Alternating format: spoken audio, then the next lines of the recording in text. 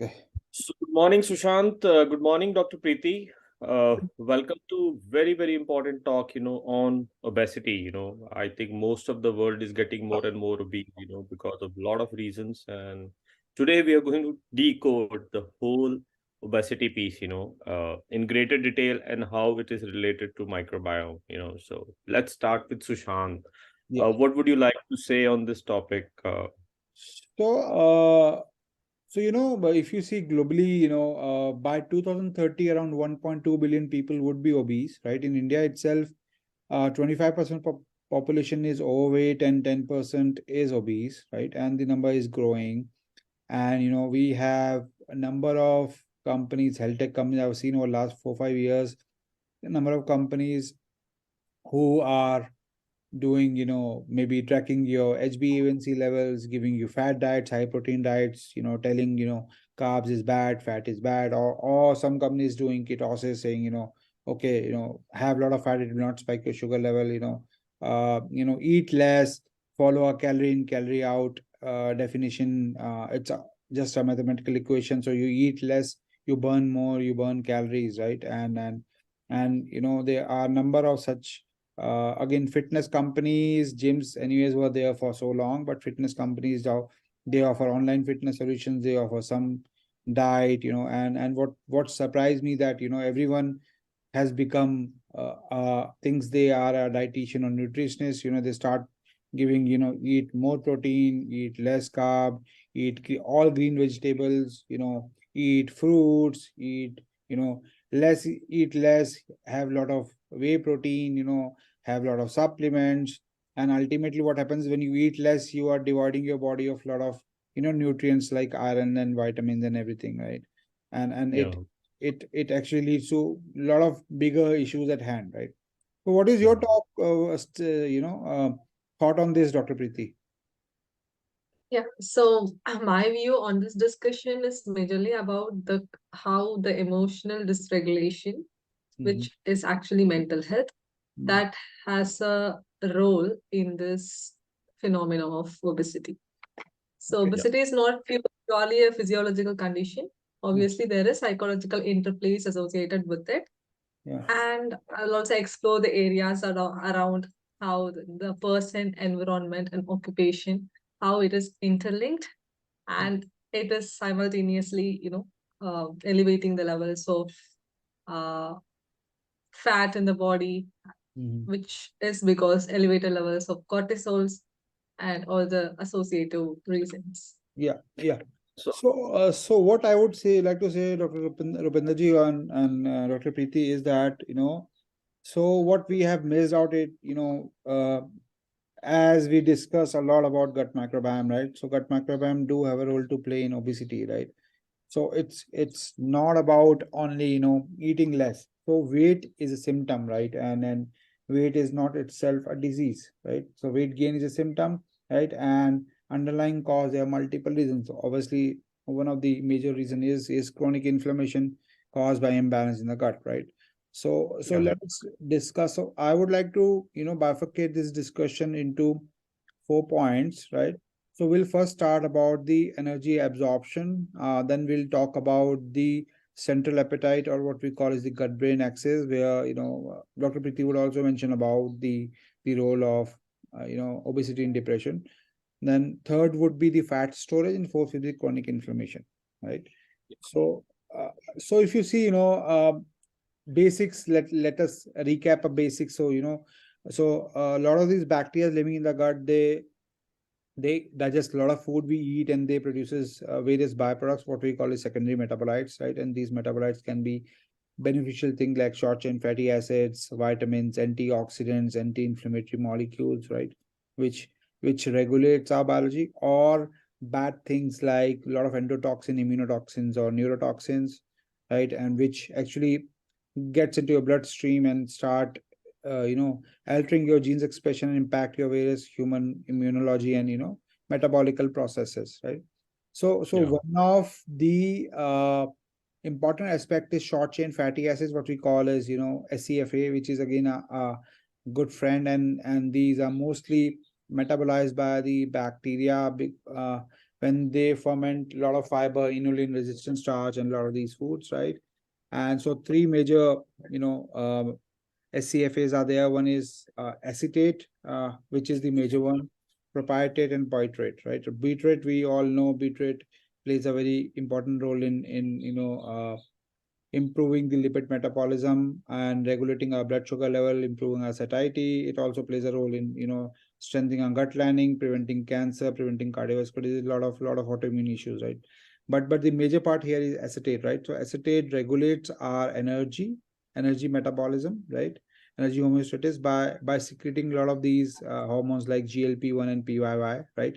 So it in turn reduces the pro-inflammatory cytokines, right? And it improves the energy consumption and the lipid oxidation, right? So essentially, so it's not always having an exercise. So exercise anyways is good for our body, but the energy harvest inside the body is driven by a lot of these bacteria which actually produces acetate, right? Similarly, propionate actually regulates your intestinal lipolysis, and it also helps in energy homeostasis, right? So these essential byproducts released by the gut microbiome helps in maintaining energy balance, right? So if you don't have these byproducts being produced, right, so you would have a lot of energy harvest, energy absorption, which will lead to a lot of energy storage, right? So, and again, some of the bacteria which researchers found that like Akkermansia muciniphila, right, this is inversely correlated to obesity, right?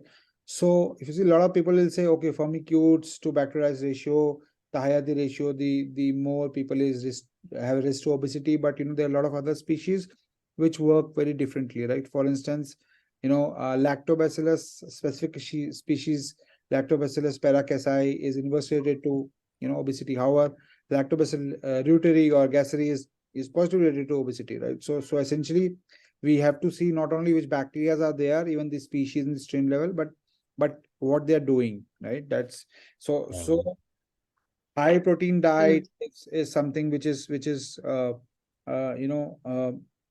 rather a contradictory view, because what happens is when you talk of inflammation, right? So inflammation is nothing but your immune system response. So when you are taking a lot of high protein diets, right? So your body have the two things happen. So one is protein consumption increases the pH level of your colon, right? Which becomes a breeding ground for a lot of pathogens like proteobacteria and gamma proteobacteria and all these stuff. And they ferment protein and convert that into TMA, trimethylamine, right? And many other amines. And these amines goes into bloodstream, that it passes through liver, and liver converts into TMAO, right? TMAO leads to inflammatory responses, and it leads to fat creation, right? So it leads to fat storage and fat creation, and that's how you start gaining fat, right? Similarly, I think we all know the role of lipopolysaccharides, right? Again, it's the most nasty endotoxin which is released when we eat a lot of saturated fat and sugar, right? And this LPS goes into the bloodstream. It overactivates your immune response, and it goes to different body organs, and it will go to adipose tissue, start doing adiposity. Again, you start gaining weight, right? So these are two of the major factors when we talk of energy balance. It is not about calorie in or calorie out. It is about the production of various short chain fatty acids and what is the level of them and what they are doing, right? So these are two things, and probably we can have questions on this, and then we can go ahead with the other things also. Yeah, so I think I will hold you here, Sushant, and I really appreciate, you took it to the molecular level, you also took it to the, microbiome level, and the various species and how the whole processes and the whole cycle gets regulated, up-regulated, down-regulated. But if you ask me, from audience perspective, today's talk is also very important because, obesity is a very big problem. And so is the mental health. And, Dr. Preeti is talking about, mental health, how it is connected with obesity. And, I have heard you talking about, the gut-brain axis and feel good and, mental health as well. So from audience perspective, I think today's talk is going to be very, very useful, how the whole interplay between mental health, obesity, microbiome, how the whole thing plays out. So, any points you would like to add further in this regard? I'm sure audience will like from Dr. Preeti's side or your Yeah, so side. Yeah. Dr. Preeti, probably you can share a bit about the connection between the obesity and the mental health. Probably I'll supplement it with the mechanism Yeah. of the brain axis. So yeah. So to start with, basically, when we think about obesity, then the causes, the root causes will suddenly get reminded of lack of physical activity due to sedentary lifestyle, and also eating habits, which is results in, which is from junk foods or some processed foods, etc. Mhm. But there is another missing component in this, in our lifestyle itself, which our lifestyle promotes a lot of stress, like the the fast lifestyle is actually uh, everywhere we are coming to know, like stress management Mm. programs, and even in corporates they're introducing that. But still, this elevated levels of stress or cortisol in our body is further results in the increased weight gain. Yeah. Mm. Yeah. Yeah. Because, And then, yeah. and this actually the nervous system response, where the autoimmune sorry autonomic nervous system will switch its resting state from parasympathetic to the active state, like sympathetic nervous system. Mm. Yeah. So the rush of adrenaline and all other hormonal secretions, which also results in increased weight due to the fat deposition, etc. And this is also interconnected with gut brain axis, as you were explaining in the previous your thoughts. Mhm. Yeah. And all the stress response and the cycle will also result in inflammatory response Yeah. due to the decreased immunity. Yeah. Mm. So it is like a cycle. Yeah. I'll add here Yeah. for the benefit of audience also. So we all know the gut and brain talk to each other through three pathways: enteroendocrine, immune, and neural pathways. Basically, the vagus nerve, Yes. right? And they your gut influences your hunger and satiety responses by regulating various brain functions, right? Through production of various neurotransmitters like serotonin, right? It Yeah. also Exactly. secretes, it also influences the secretion of ghrelin, leptin, which is again hunger suppressing hormones, and right. So it can make you eat more when you should not, right? And also especially like the sugary, we will get the craving Yeah, of yeah. So sugary, eating like also sugary, what it does some is, so if you're taking a lot of sugar, high calorie foods. yeah. So what it does is it actually changes your taste receptor. Your gut started releasing dopamine. 50% dopamine is released in the gut, right? So it gives you pleasure, so you eat more. That's how brain and gut is wired, and it's not about self control, right? Because your It's body. not about self-control, because our emotional dysregulation is also determined or results in this emotional eating, which Yeah, is otherwise called as like binge eating. yeah. And Yeah. So basically that our inability to regulate our emotions, our self-regulation, hmm, this also, I think this should be a preventive step in order to, yeah. prevent the whole process of obesity with in connection to the gut-brain axis, as you told. Yeah, so from a stress perspective, which you pointed out, Dr. Preeti, is again, stress can be two ways. One is you have a physical or financial or a relationship stress, which releases cortisol, and then cortisol, leads to weight gain also because it indicates that something is wrong. Your gut stops all the non-essential systems. It starts saving things. So because they think Yes. something is bad, and that's how you start gaining weight, right? Other way is when you are Yeah. releasing, when your gut is releasing a lot of inflammatory molecules like LPS, TMAO, and a lot of other. So they actually triggers the overactive immune response, and That this. also affect the Yeah. the the other way goes. Yeah, so it releases cytokines, and a lot of these will cross the blood-brain barrier. Will start doing neuroinflammation in the brain, and your brain gets depressed. It starts releasing cortisol, and then again same thing goes. So again, when you have So it cortisol, affects the mood. yeah, it affects the mood behavior. It makes you further imbalance gut, and again different bad products are released, and this is a vicious cycle. It goes on, right? Yes. So essentially, again another So on and this, we could yeah, also tell it in a way like dysregulation of hypothalamic pituitary adrenal axis, like so they call HPX, it as HP. HPXs, yeah. True, So true, very true. so these cytokines, and actually overactivates your HPX, and that's why you have this cortisol release, and that's why you have fat storage and even digestive issues, right? So these all are interlinked. Another important aspect here is that certain good bacteria like Lactobacillus bifidobacterium, they produces lactate. Now lactate is acts as substrate for neuron cells, right? And it actually prolongs your satiety after a meal, so it doesn't make you eat a lot of these things, right? And another aspect here is that from a fat storage perspective, right? So a lot of this gut microbiome actually increases the glucose absorption in our intestine, right?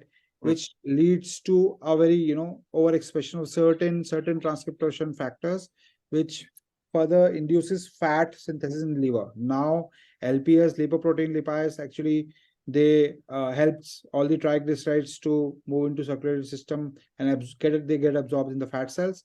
But your gut microbiome, especially Lactobacillus paracasi, it actually, releases an overexpress gene which inhibits LPL, and you reduces the fat storage. So you depending upon the balance of your gut microbiome, you can either have a lot of fat stored in the body if you have a lot of proteobacteria and gamma proteobacteria and a lot of LPS release or TMA release, or probably it can be because of high activity of Lactobacillus paracasi, Lactobacillus acidophilus, bifidobacterium, breve, bifidobacterium lactase, all these can actually, or especially Lactobacillus rhamnosus. So these all bacteria can actually inhibit LPL activity, which can reduce the fat storage, right? So that is something which I think these are the few factors which we should consider when it comes to obesity and weight gain, right? And I also wanted to ask you, Dr. Preeti, in terms of so how do you see people who are eating less, right? Or because who are doing a calorie deficit rise forcibly, or maybe they are told that eat a lot of protein, less carbs, and because we have seen a lot of our customers who have autoimmune issues, right? Who have Hashimoto's, hypothyroidism, even alopecia areata and skin issues, they are eating less, right? And they are especially not even eating carbs, they're not eating wheat, they're not eating grains, nothing, and they're just relying on fruits and certain green vegetables, and that's why their body is they're getting imbalance in the microbiome. So what is your take? How does these aspects also impact the production of cortisol and the mental health issues? So yeah, so with the basics, a person should eat when the person actually feels the feeling Hunger. of hunger. Yes.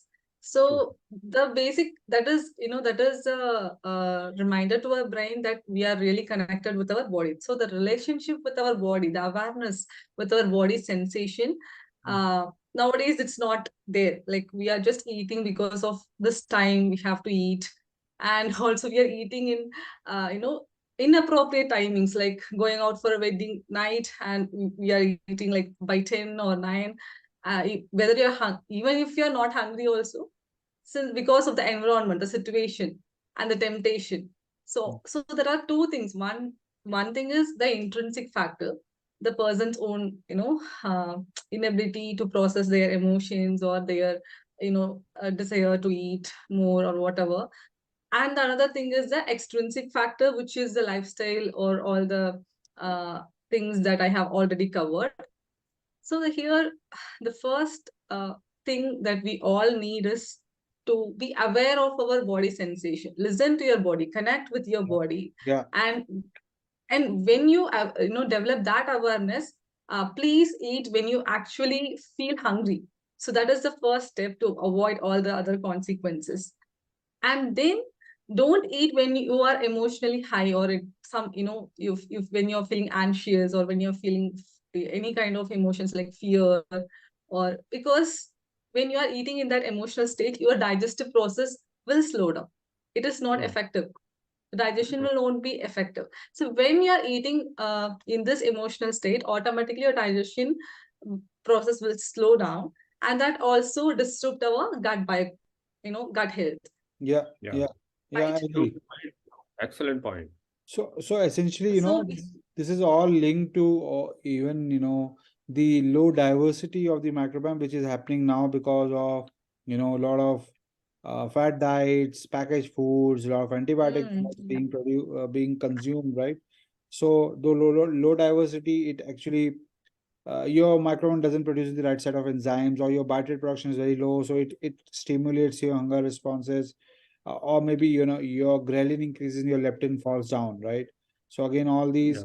would make you so, as Dr. Preeti, you rightly pointed out, we need to understand the body signals, right? And again, there's a lot of yes, we need that introspection, Yeah, true. Very introspection. true. Excellent point. Yeah. Yeah. So again, in terms of the body signal, also your gut microbiome plays a really, really key role here, right? So And I could also, sorry to interrupt, I could also see people who mhm, are, going to gym, like doing this high intensity workout, but still finding difficulty in losing weight, because this high intensity workout will also stimulate more of cortisols. yeah, It is not suitable for everybody, actually. yeah, I agree. And to add to this point, so when you work out a lot, there is a huge oxidative stress, right? Which leads to production of Yes. various free radicals inside the body, and these free radicals are linked to various diseases like obesity, anyways, right? Type 2 diabetes, Mhm. even autoimmune disorder, cardiovascular diseases, right? And just to counter this is you have to have a lot of antioxidants in your diet, right? Uh, Again, this can be resveratrols, flavonoids, and various fruits, right? Even green tea. These are few examples, and these antioxidants actually are 90% of them are metabolized by your microbiome, right? So essentially, if you think you are okay, I had a lot of workout, let me have a whey protein shake, or let me have a chicken, or a lot of these high protein diets, you are actually playing with your body. You are These high protein, or if your protein is not able to digest properly inside small intestine, the bugs in the large intestine are going to create trouble. They are going to produce harmful molecules, which is going to create cancerous situation, autoimmune diseases, even type 2 diabetes, right? So protein Yes. is what I feel is that biggest drug after sugar, right? Right. So don't go by mathematical equation. Okay, I have my BMR is let this much 2000, 2500. Let me eat less. Let me eat 2000 and let me work out. So I will burn calories. I'll burn weight. Again, you will gain weight in 2 to 3 months. Again, you will do the same thing, right? So you're making the gym owners and your coaches rich. You're not doing anything good for you, right? So, So another key role, in addition to this nutritional uh, based food, Mm. so the how we eat, like the relationship with Yeah. our food, like how we perceive the have eating process, Yeah. like the when we add mindfulness to it, Mm-hmm. how we can the our intentions also plays an important role in how we while we eat food. If we eat food by thinking like, oh, it's going to give me fat, or it's high calories, oh my god, like so like all these negative thoughts, or having the intention of whether I will gain weight, or so how all the self-criticizing thoughts while eating is not it's also not good, right. actually. We have to, while eating, we have to try to connect to our senses, be mindful.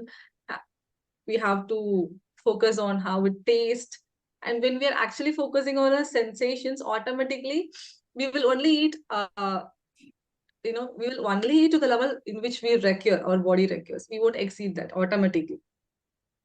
So I Yeah. think I loved your point, when you said that, our relationship with food and, in old times, and still I see a lot of people, when they have to start their lunch or dinner or food, first they pray a little bit and, Yeah, calm their senses and bring their attention to the present. They look the exactly. colors, they Yeah. see, uh, just being present and activating all our senses and bringing our connection to the food. That also, Absolutely. matters Absolutely. sometimes. Otherwise, you have toxins and you have something, going completely against, hitting your microbiome, hitting your Yeah.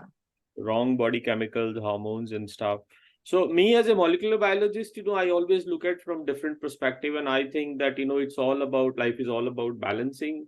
And what Sushant just said, what you are saying, it's all about getting the right kind of balance between Yes, absolutely. microorganisms, between food, between our senses, so I'm sure, a lot of points can be taken from the audience today, that, what should be their relationship with food, uh, why there is need for right kind of microbiome inside the gut, and how it really fixes the obesity issue, also connected with the mental health. uh, I think a lot of good points coming out. Please go ahead, Sushant and Dr. Preeti. I would like to add one more thing here. So first of all, it is for all the audience, right?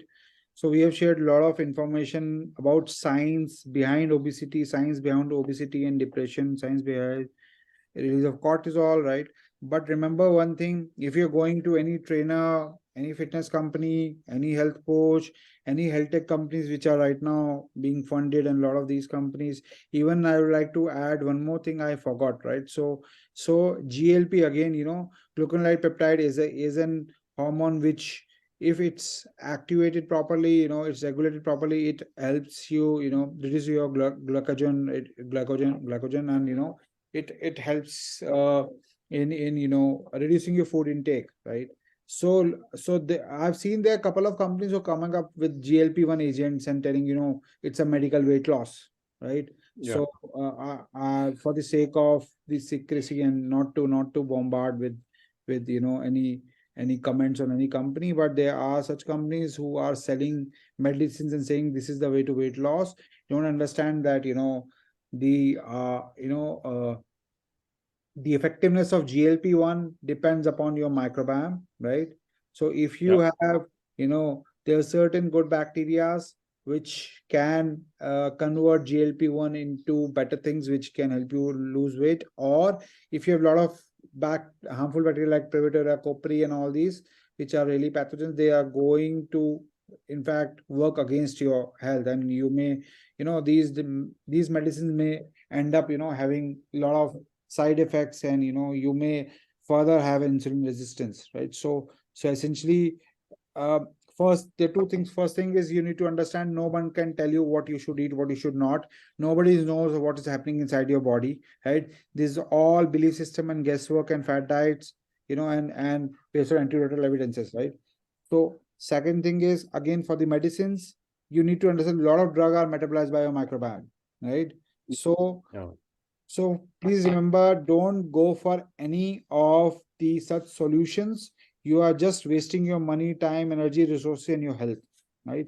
Absolutely. Learn about your body, as Dr. Preeti and Rupendraji also told that, our body always gives signals, right? Yeah. We Yes. really need to decode the signals. For decoding the signals, your microbiome has to be fixed, has to be balanced. Otherwise, they are the one who are communicating with you through various, with your body through various chemical signaling and neurotransmitters, and a lot of the molecules being produced, right? So essentially, decode your body first. Don't go for your weight loss solutions which just focus on just reducing weight or suppressing your weight, Yeah, absolutely. Like, right? this health is a whole, it is a multi-dimensional, factor. Like, many factors influence. It's not just about losing weight. Losing weight doesn't make you feel healthy. So one should remember that. Yeah, so Absolutely. again, weight is a Correct. symptom, and understand the root cause of why you are gaining weight, right?